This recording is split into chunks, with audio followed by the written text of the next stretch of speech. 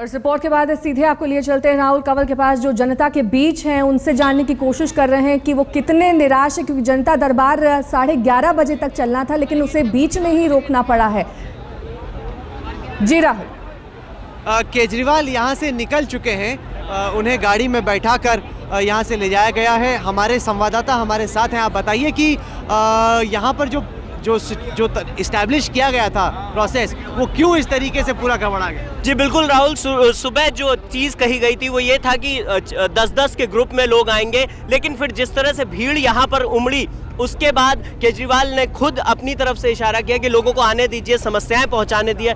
लेकिन वहां पर एक सिचुएशन ऐसी आ गई कि इतने ज्यादा लोग हो गए थे जो बैरिकेड तोड़कर सचिवालय के सामने जो रोड है उस पर आ गए। फिर केजरीवाल अपनी कुर्सी छोड़नी पड़ी, लोगों के बीच पहुंचे वो, और आगे टेबल पे खड़े होकर उन्होंने पब्लिक से पहले शांत रहने की अपील की, उनकी सभी समस्याएं सुनी जाएंगी इस बात का आश्वासन दिया। लेकिन पब्लिक यहाँ पर किसी की बात सुनने के मूड में नहीं थी। सुरक्षा बल लाख कोशिश करते रहे उन्हें रोकने की। फिर टेबल पर खड़े होकर पब्लिक के बीच में अरविंद केजरीवाल पहुंचे। उन्होंने लोगों की जितनी ज्यादा से ज्यादा समस्याएं थी उनको लेने की कोशिश की, लेकिन जब सिचुएशन हाथ से बाहर चली गई और फिर सुरक्षा कारणों से जो उनके साथ में जो सुरक्षा अधिकारी थे उन्होंने उनसे कहा कि सर यहाँ पर रुकना ठीक नहीं, क्योंकि पब्लिक राहुल जिस टेबल पर वो थे वो बहुत ज्यादा क्रिटिकल कंडीशन हो चुकी थी, वहां पर खड़े रहना सेफ नहीं था, पब्लिक सुनने के मूड में नहीं। लोगों की भी जिम्मेदारी है।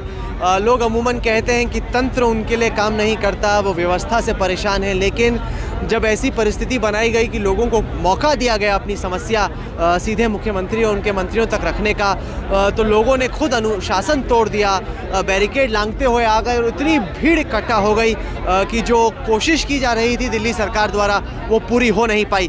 क्या लोग निराश हैं? आप बताइए कि आप यहाँ पे आए, आपकी मुलाकात हो पाई? हाँ, अभी हमारी कोई भी मुलाकात नहीं हो सकी है। हम अपनी कॉलोनी के काम से आए थे, जो हमारी परेशानियां हैं, कहने अभी कोई मुलाकात नहीं हुई। मैडम से मैं पूछना चाहूंगा, मैडम आप बताइए कि आपको लगता है कि इस तरीके से कोई दिल्ली की प्रॉब्लम सॉल्व हो सकती है? मैडम, अरविंद केजरीवाल जी तो चाह रहे थे कि प्रॉब्लम सॉल्व होए, लेकिन ये जनता नहीं चाहती कि उनकी प्रॉब्लम सॉल्व होए, इसीलिए वो लोग ऐसा है कि ऐसे एक के ऊपर एक गिर रहे हैं और इसमें ज्यादातर असामाजिक तत्व घुस गए हैं जो हमारी पार्टी को बदनाम करना चाहते हैं, जो सीएम को। आपके पास इस बात का कोई सबूत नहीं है, आप ऐसे ही कह रहे हैं? क्योंकि लोग तो अपनी समस्याएं लेके आए हैं, जैसे आप व्याकुल हैं मिलने के लिए, बाकी लोग भी हम उनसे मिलने के लिए बिल्कुल भी व्याकुल नहीं है। हमारे सीएम है, हमारे ही देश के आदमी है, वो कोई दूसरे देश से नहीं आए हैं, हम उनसे मिलने के लिए बिल्कुल भी व्याकुल नहीं है, ठीक है। लेकिन जो समस्या सुनने के लिए बैठे थे उन्होंने 9:30 से 11 बजे का टाइम दिया था, लेकिन पब्लिक ने एक के ऊपर एक गिर के उनको भगा दिया यहाँ से। आपको लगता है कि बाकी पार्टियां खराब करने की कोशिश कर रही हैं? अरविंद केजरीवाल जी को कम से कम कहने लगे व्यवस्था बनानी चाहिए थी, जिससे कि लोगों के लिए जो परेशानियां हो रही है। व्यवस्था केजरीवाल को क्या, जनता पे भी तो जिम्मेदारी है कि जनता मान नहीं रही, जनता सुन नहीं रही। अधिकारी कह रहे हैं कि सब्र कीजिए, जनता सब्र करने को कम से कम कुछ ना कुछ तो ऐसे यानी कि सिस्टम बनाना चाहिए था, जिससे कि आम आदमी यानी कि मुलाकात हो जाती है, अपनी समस्याओं को सही ढंग से रख सकता था,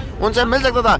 यहाँ तो पता ही नहीं पड़ रही कौन क्या है कैसे है, ऐसे पता नहीं पड़ रही। आप बताइए, क्या आप निराश हैं कि जो पहली जन सुनवाई थी वो फेल हो गई पूरी तरीके से? ऐसा है, हम निराश नहीं है, क्योंकि हम लोग बहुत दूर से आए, कराड़ी विधानसभा से आए, और जो समस्या थी हमने उनके हाथों में दिया हुआ, अपने हाथ में दे पाया अरविंद केजरीवाल के। आपको लगता है प्रॉब्लम सॉल्व होगी? आपकी प्रॉब्लम सॉल्व होगी, क्योंकि जैसा ये कर रहे हैं, जिस तरीके से तत्काल सेवा कर रहे हैं, फोन पे यानी कि काम करवाते हैं, मैं जानता हूँ कि जिस तरीके से काम कर रहे हैं बहुत समस्या यानी कि हल होगी।